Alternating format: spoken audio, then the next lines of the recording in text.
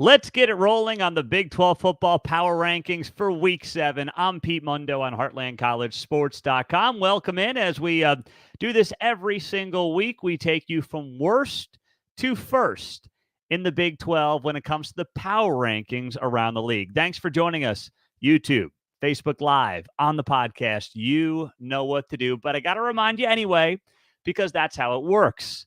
Thumbs up on YouTube, subscribe to the channel, and of course, hit that 5-star rating on iTunes and leave us a nice review as well, if you could. No need for the 1 stars. Keep those to yourselves, all right? So let's start with number 14 on the Big 12 football power rankings. And remember how we do this. This is not about who we think would win games on a neutral site. This is not about who I believe might be the best Big 12 team. This is based on what you've done and who you've beaten and nothing more. That's how we do it. So coming in last place, 14th in the Big 12 football power rankings this week, the Houston Cougars. They were 14 last week. They didn't play a game. Therefore, they stay at number 14. But, of course, great week coming up. West Virginia, Dana Holgorsen is going to be taking on his former team there for Houston. So that is going to be a lot of fun. But for now, Houston stays at number 14 in the power rankings. At number 13, UCF. The Knights gave up 400 rushing yards to Kansas. And what makes that worse is Jalen Daniels wasn't playing. UCF had to stop the run and force Jason Bean to beat him through the air, and they couldn't do it. Devin Neal, Daniel Highshaw went off, 399 rushing yards, and UCF, after a colossal collapse last week against Baylor, losing to K-State the week before that. And now this bad loss to KU, UCF comes in at number 13. Next up in the power rankings, Baylor at number 12. They fall from number 9. Baylor's played 4 good quarters this year. 3 against Utah and 1 against UCF. That's it. That's all Baylor has done. And frankly, I think they look like one of the worst teams in the Big 12. And if they had not done what they did in comeback fashion against UCF, Baylor might be sitting at number 14 right now. But because of the comeback, you got to rank them ahead of UCF. They come in at number 12. At number 11, also dropping rapidly, TCU. They continue to disappoint. Second straight Big 12 loss, in large part thanks to a lifeless second half. It was in many ways a mirror image of last week against West Virginia. This team is not doing anything in the third quarter. I think they got a combined like 10 yards in the third quarter the last couple of weeks. It's been that bad. They are not making the adjustments that other teams seem to be making. So TCU comes in at number 11, falling from number 7. At number 10, I've got Cincinnati. They're coming off the bye week after losing at BYU last week. Of course, we know they lost to Oklahoma, but suddenly that Oklahoma loss, not that it was a good loss, but they were in that game pretty late. And with what OU did on Saturday, okay, Cincinnati, let's see what you got. Now, they host an Iowa State team that is getting sneaky better. I know the second half was bad against OU, but Iowa State came on strong over the weekend. A lot of underclassmen are starting to get comfortable. We'll get to that. But it's going to be a very good game, a very important game for both these programs on Saturday, Cincinnati and Iowa State. So Cincinnati's at number 10. They stay there after the bye. At number 9, plummeting, the Kansas State Wildcats. I had them at 4 last week. Now, do I think that Kansas State's going to finish 9th in the Big 12? I don't. But when you lose to an Oklahoma State team that was reeling, I mean, they were calling for Gundy's job in Stillwater. And I don't think Oklahoma State's very good. Will Howard appears to have regressed from last season. It's disappointing to watch, to be totally honest. And he was terrible against Oklahoma State. And the secondary continues to get carved up. This time it was Alan Bowman. I mean, the guy couldn't beat out Gunnar Gundy and wrangle for the starting job. And now Alan Bowman gets the gig finally. And he's looking like, Patrick Mahomes out there. Brandon Whedon at times. It's like, no. This is not who this guy is. Kansas State, though, falls once again. as they are now number 9 in the power rankings this week. That was a brutal loss for the Wildcats. So they've got to get things back on track. I mean, if you're a K-State fan, you have got to be just licking your wounds wondering what the heck happened in that game. It was terrible for Kansas State. So they are plummeting down to number 9. So who's at number 8? Well, Oklahoma State. They beat them. They deserve to be above them right now until proven otherwise. I didn't see this coming. Oklahoma State was a double-digit dog going into that blackout game on Friday night, and they rolled the Wildcats in a classic Mike Gundy game. I mean, that has Mike Gundy written all over it. You're counting him out. No one thinks he can do anything. No one thinks he can win the game. And with his defense and his running game led by Ollie Gordon and Alan Bowen doing what needed to be done, they get a win in unpredictable fashion Friday night in Stillwater. So go figure. Oklahoma State's at number 8. I still don't think they're any good, but frankly, I could say that about a lot of Big 12 teams right now. But the Pokes are at number 8. At number 7 in the power rankings, the Texas Tech Red Raiders. They are up from 8 after going to Waco and stomping on the Baylor Bears. It's got to feel good, Tech fans. First off, you needed that one. You got to try to get this season back on track. That was critical. If you lost that game, sayonara, see you later, season's over. But didn't happen. You're still in the mix, obviously. You're starting to look better. And Joey McGuire goes into Waco, where, of course, he was an assistant coach for several years, and he just dominated Baylor. Dominated them. So Tech's defense continues to improve. Now, I do question, as I noted, Baylor's offensive line. But if you're a Tech fan, don't apologize. Take it, run with it. And I've got them up to number 7 on the power rankings this week for Texas Tech. A big jump this week for the Iowa State Cyclones. Maybe you think it's too big a jump, but Iowa State's loss to Oklahoma doesn't look nearly as bad. And, I mean, they owned TCU. Now, I know this is not the TCU team that played for a national title last year, but heck, it's still TCU. I think TCU's going to be a pretty darn good team. And Iowa State didn't just win that game. They dominated that game. They took complete control of that game, and it was darn impressive to watch. And they did it with underclassmen leading the way on both sides of the ball. And if you're an Iowa State fan, that's the game. That's the performance that gives you optimism going forward. And you know, I know we don't like to talk about, or not we, but I know some Iowa State fans don't like to talk about it.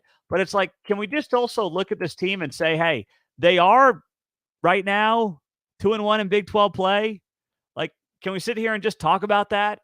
They beat Oklahoma State. Yes, a bad loss to OU. They beat TCU. The Ohio loss was a fluke because of the food poisoning that they were dealing with that week. But, you know, this team is sitting there at 2-1 in Big 12 play.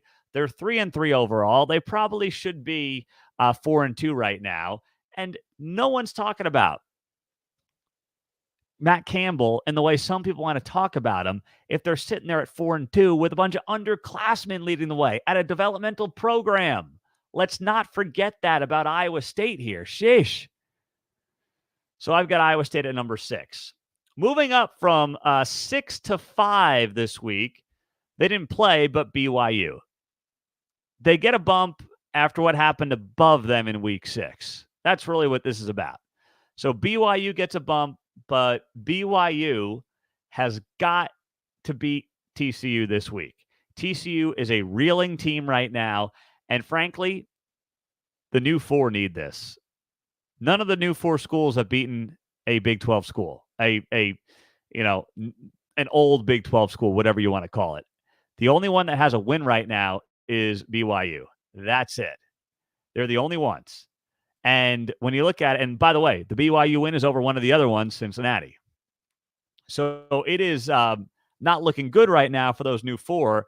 And having BYU go on the road and beat TCU, I mean, that would be pretty impressive. But combined, these teams are really struggling.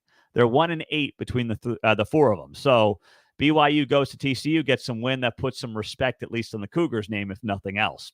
At number 4 in the power rankings, the Kansas Jayhawks, up from number 5 last week, 29-point blowout win over UCF. They do it without Jalen Daniels. Now, this team can play for a Big 12 title potentially with Jalen Daniels. With Jason Bean, they can't. No chance.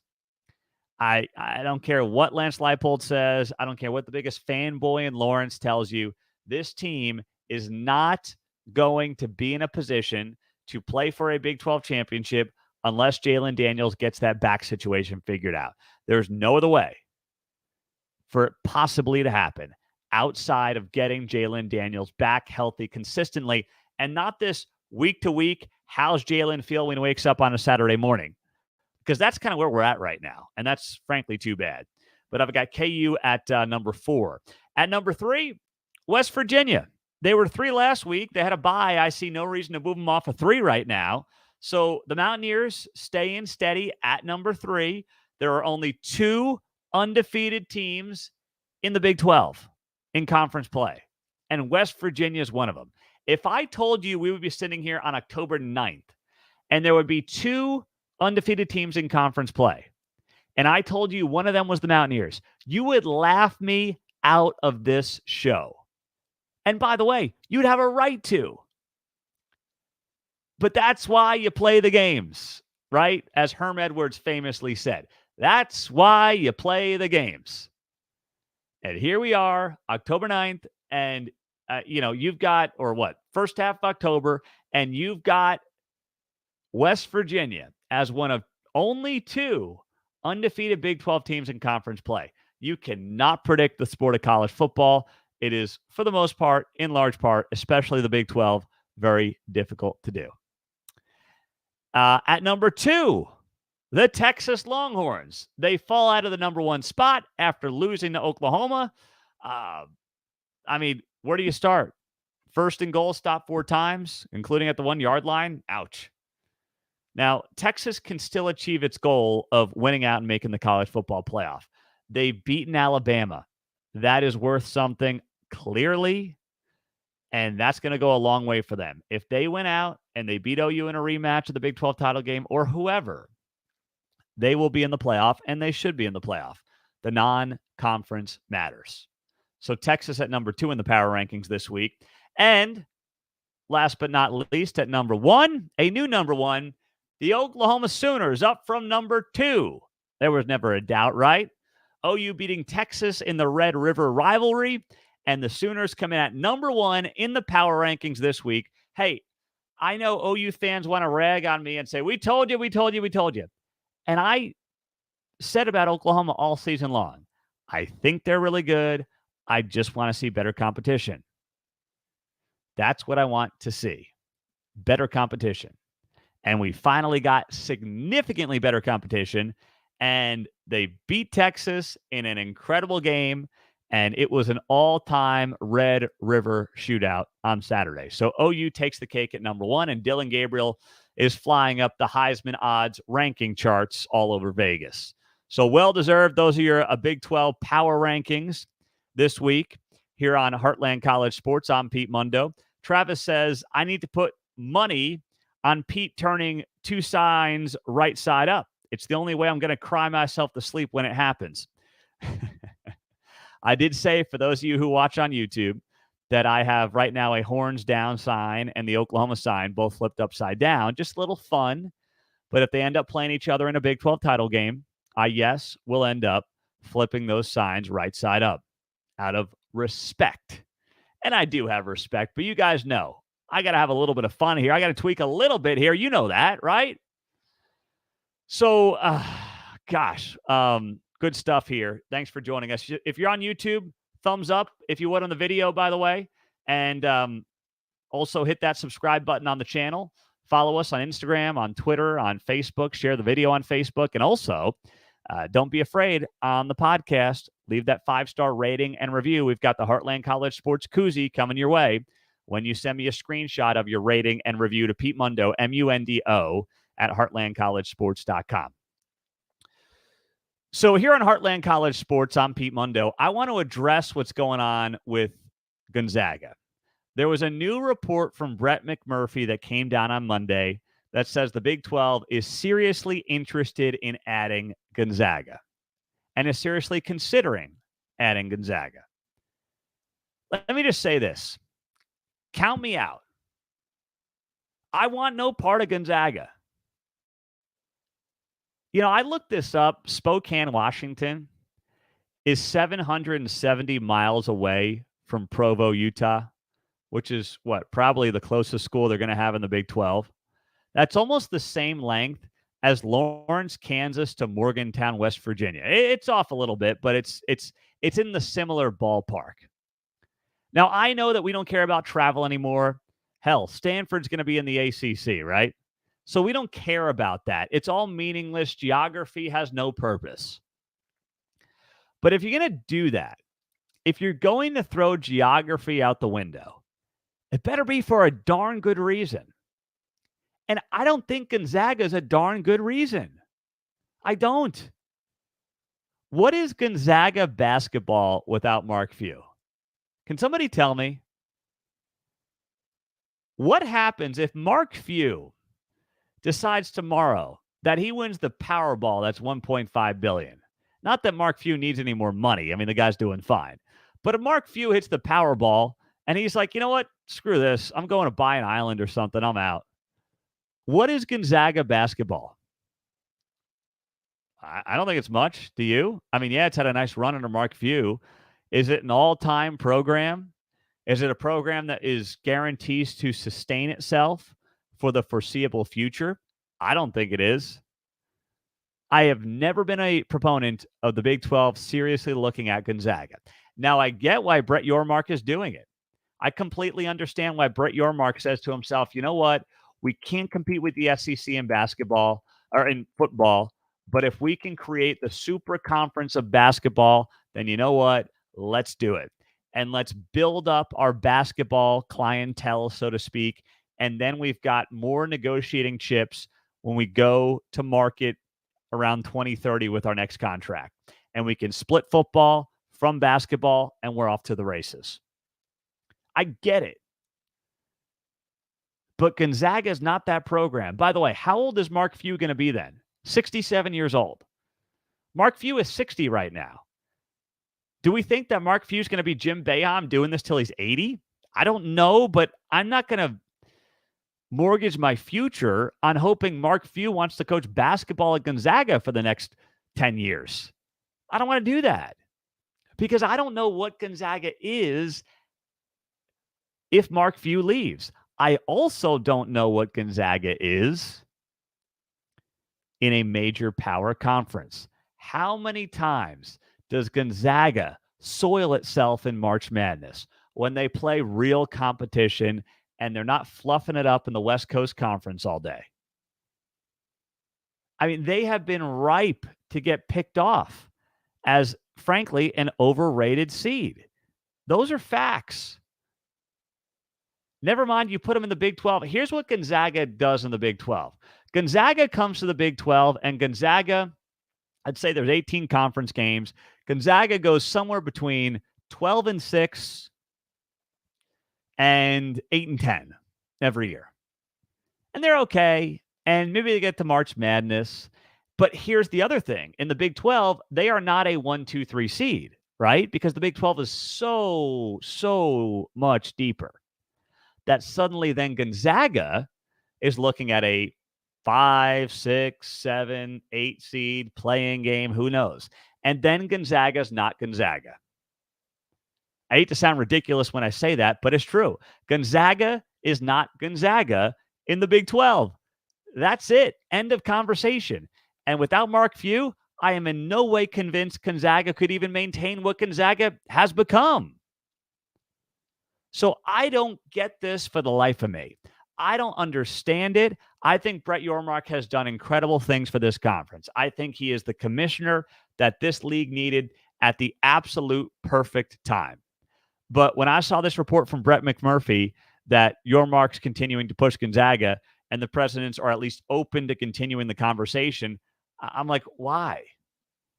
Why are we doing this?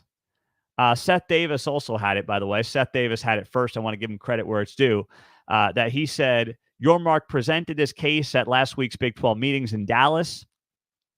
He encountered some skepticism, particularly at the timing, but he received permission from the presidents to continue those negotiations. The Big 12 is bringing in Houston and Arizona in basketball for next season, or, Houston this year, Arizona for next year. And obviously this would have and make the Big 12 the best basketball conference in the country, bar none.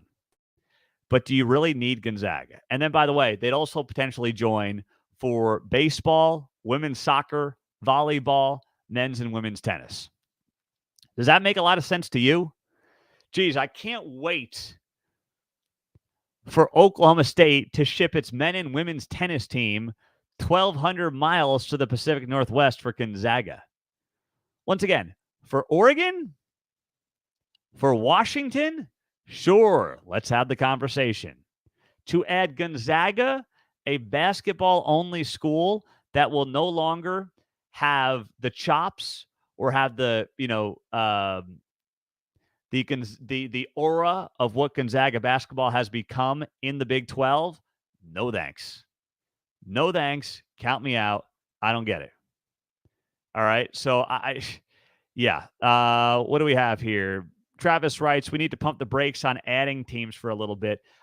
I'm with you there, man. I mean, I don't want to do what the ACC did. That seemed like it was total desperation, to be totally honest. And SMU like taking less money. I don't care if Gonzaga takes less money. I don't see the benefit right now. I don't. I don't like where any of this is trending. Scott says add Colorado State and Air Force. Honestly, I'd be much more into Colorado State than I would Gonzaga. And I know Colorado State doesn't have some staple program, but I'm just reading the tea leaves and trying to figure out where the value is and what states I want to be in. And right now, Colorado State has more appeal. I'm not saying it has a lot of appeal, but in some respects, at least they got a football program they could maybe build up. That's not the case when it comes to Gonzaga at all. Unbelievable. Let's see. Our boy Donald's back with the Texas Tech women's soccer update. They're undefeated in the Big 12, Donnie. Okay. Congratulations, my man. Maybe they can go play Gonzaga in a tournament next year. That'll be wouldn't miss that. Those tickets are going to be flying off the shelves at StubHub. I'll tell you that right now. Absolutely outstanding. Oh, boy. Pete, what about Oregon State and Washington State?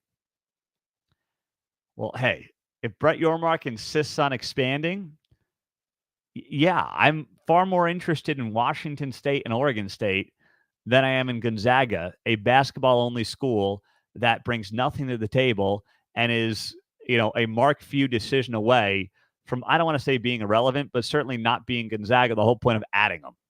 So count me out on that. No way, no how.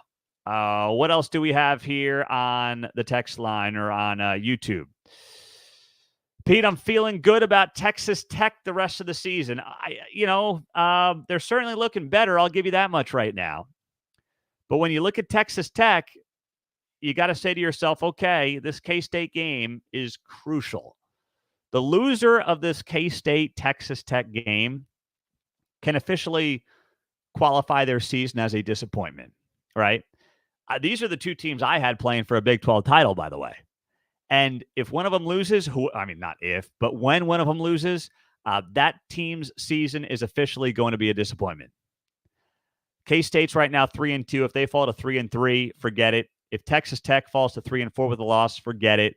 One of these two teams is going to come out very disappointed in how this 2023 season goes, especially based on what the expectations were coming into it. So there is a heck of a lot to watch. It is going to be a great Week 7, by the way, in the Big 12 Conference. Cannot wait for that. I'm Pete Mundo on HeartlandCollegeSports.com. It's great to have you on board here on the show as we roll through the top storylines of the week. And Gonzaga, of course, taking the cake when it comes to off-the-field stuff. So we'll keep an eye on that. If you're on YouTube, hit that subscribe button.